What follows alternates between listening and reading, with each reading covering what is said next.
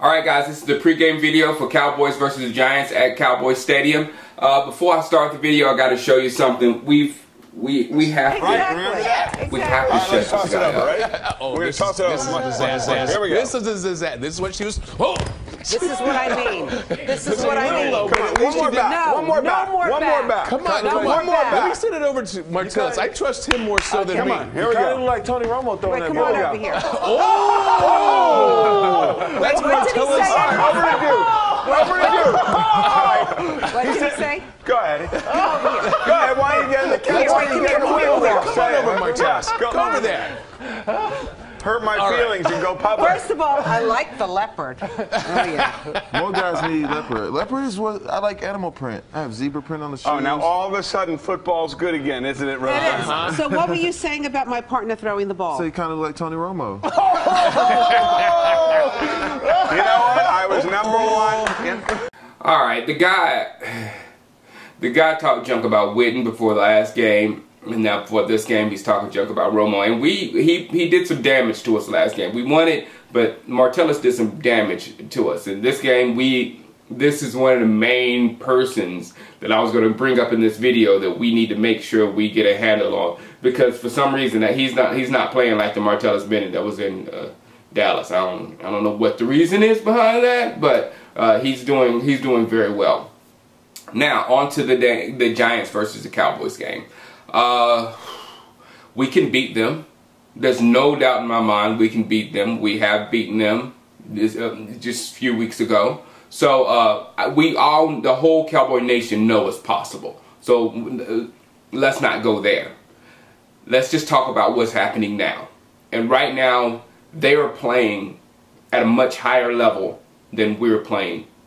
They're playing. They're almost where they were when they was going into the playoffs and trying to win a Super Bowl last year. We are just getting by, and I totally expected us to go into Carolina and beat that team like the New York Giants beat that team, because that team is in. That you think we're in trouble or whatever? We're in excellent shape compared to the Carolina Panthers right now. But we let them play, you know, or we played down to their level, or we let them lose the game. I don't know what it was, but it was a lot tighter than it was supposed to be. A lot. And you know I'm telling the truth. But I came back here and I watched the Giants versus Washington game, because everybody talked about how good it was, So I watched it, and I was floored at the level of competition that was going on there. Those teams were absolutely killing each other. And it was from a scheming point of view, not a players, you know, we're players better than your players or whatever. Those coaches were going at each other in a very, very, very smart way. The way the Redskins attacked the Giant defense, they did a lot of play actions. Well, no, first they ran the ball down the throat with that big running back that scares the living crap out of me. But they were running down the Giants' throats. I mean, just kept running and running and running and running. And then all of a sudden, that opened up their play action game. So their play action game got real good results versus that Giant defense, because it got those linebackers sucked in a little bit to try to stop the run, because they didn't want to get run down their throat anymore. And also with the zone blocking schemes, they were blocking with the Giants players' momentum. So they was taking the players out the game with the momentum, and then when they gave them that same look again and went back and passed, it just messed up the Giants' head. So they had to adjust, and there was a lot of adjusting going on the Giants' defense to be able to fix that. Something that we know we struggle with making in-game and halftime adjustments. So that happened, and then with that final drive with RG3. Well, not the final drive, the drive where he went up and made that incredible, you know, escape. I mean, who escapes Tuck and JPP and OC? I mean, it was ridiculous. Why is he in the NFC East? I don't want him in the NFC East. He's just, never mind. We'll deal with RG3 later.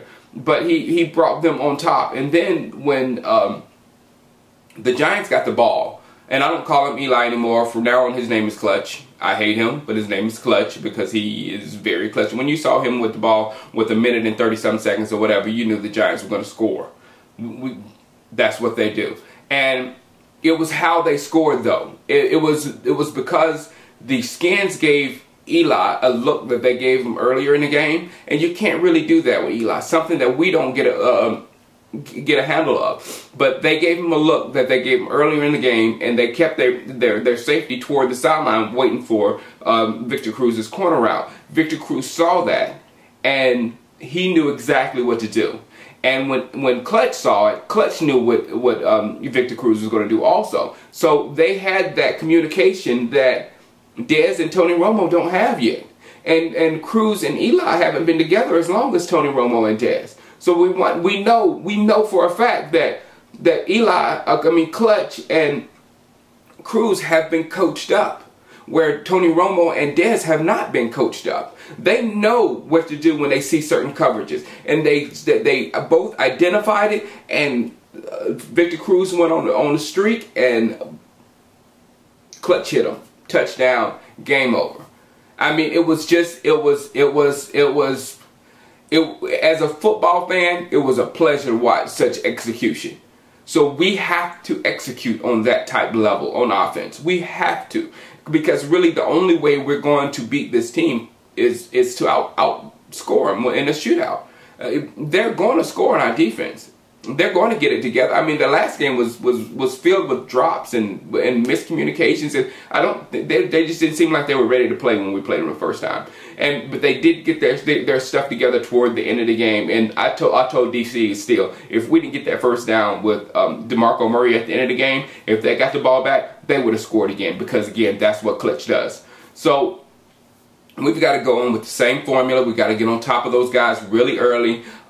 The running game, it worked to an extent last week. I think Alfred Morris had like 90-something yards on the Giant defense, so we're going to have to hit him with Tanner. I trust Tanner just as much as I trust Felix, and probably almost as much as I trust DeMarco Murray.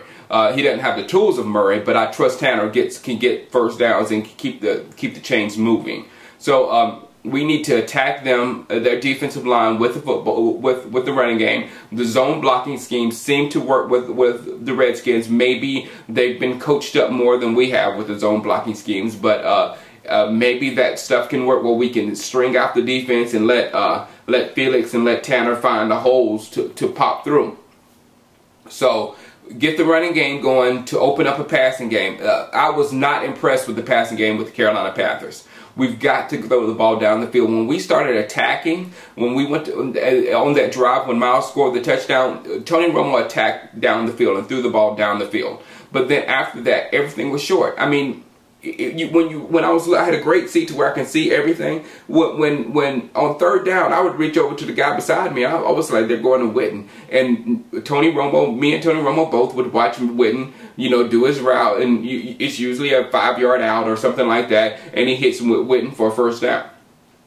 It's got to be bigger than that. We've got to do more than that now. You know what I'm saying? Because Carolina Panthers figured that out toward the end of the game, and they were stopping that also. So we've got to open up this offense a little bit. I know it's been dumbed down so you didn't want any mistakes, and I agree with that, because I didn't want the fact that Tony Romo completed a lot of passes at the beginning of this game really gave him confidence. On the other side, if you give Tony Romo a couple of interceptions and get him rattled and make him feel like he has to force something, it could go really bad. So I like the fact that we're doing that, but we're going to have to attack the ball down the field more. I mean, I think we average like 7.5 yards per pass attempt in the Carolina Panther game. That's not going to work versus the Giants. We're going to have to attack those guys. We're going to have to be fearless. We're going to have to go down the field. We're going to have to trust Miles. We're going to have to trust Dez. And we're going to have to get into that end zone. We're going to have to get in that end zone, because they're going to get in ours. On our defensive side of the ball,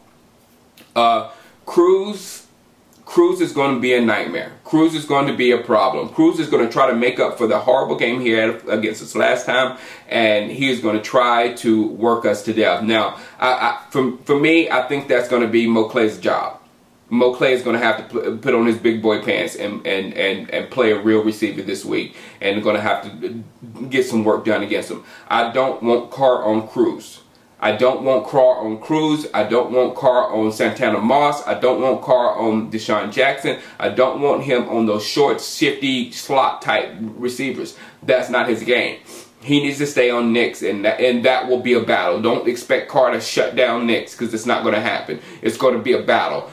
Hopefully he's going to get some on Knicks, and Knicks is definitely going to get some on them. So it's going to be a tough road for us to replace Sean Lee. And I probably got a tear in my eyes. I'm glad I'm wearing shades today, because I can't take this. I can't take no Sean Lee. But it's not going to be like Bruce Carter or Connor is going to have to up their game or whatever to make up for Lee, because they can't do it. The dude was over the top good. And what made Lee so good, I'm going to give you an example. 21 tackles in the Seattle Seahawks game. If he didn't make those 21 tackles, just imagine how bad that game could have been. You know what I'm saying? He is basically the safety valve for mess ups. So because if Hatcher or Brent or Lissamore or Spencer or Ware or whatever miss a tackle or miss an assignment or whatever and leave a hole for the running back to run through, Sean Lee is there. Sean Lee is there to make the tackle. So he cleans up stuff that could have been big runs. And somebody said about all the tackles that Lee had, it was just the nature of position. That is a bold-faced lie. That is a bold-faced lie. It's not the nature of his position. Yeah, middle linebackers do get a lot of tackles, but those are the good ones. You didn't see Brady James getting those type of tackles. So you did you? You didn't see Brady James controlling the whole game, did you? No, you didn't. So Sean Lee was a different beast. And to compensate for his loss, the defensive line are going to have to play better. They're going to have to stay in the lanes. They're going to have to make sure they stop the run up front and not let them get past them. The linebackers are going to have to be smart. Connor's going to have to be smart. Carter is going to have to use his athletic ability and run down balls whenever he can. It's going to have to be a collective effort from the entire front seven to make up for the loss of Sean Lee. They're going to have to play at a much higher level. So that has to happen, because the Giants are going to run the ball. They're going to run the ball down our throat all game long, and then they're going to pass. So it's going to be a tough one, guys. It's going to be tough. If we win this football game, I will be over the top ecstatic. But at the same time, I'm not going to think, okay, we're going to the playoffs now. All right, it's done. It's going to, because that's not true at all. We have a killer schedule on down. We don't know about this team. We may play up for the Giants again and then do 4 stinkers again. You know what I'm saying? So you have no idea. And then the Redskins beat the Giants twice last year and ended up last in the division also. So it would mean a lot for me to see my football team play to that level again, to beat one of the teams that's playing at the top of one of the best playing football teams right now in football. For my team to beat them, it would mean a lot to me. But in the long run, we're still going to have a lot of work to do, and it's really, really going to be a struggle, a big time struggle for us to make the playoffs. Alright guys, I will see you on Sunday. I will be at my Twitter at John Shango. Come over to the site tdcs.tv to see all the information DC's putting on there. Everything in the Cowboy Nation is on that website, so come on over, and I'll see you Sunday. Alright, peace out.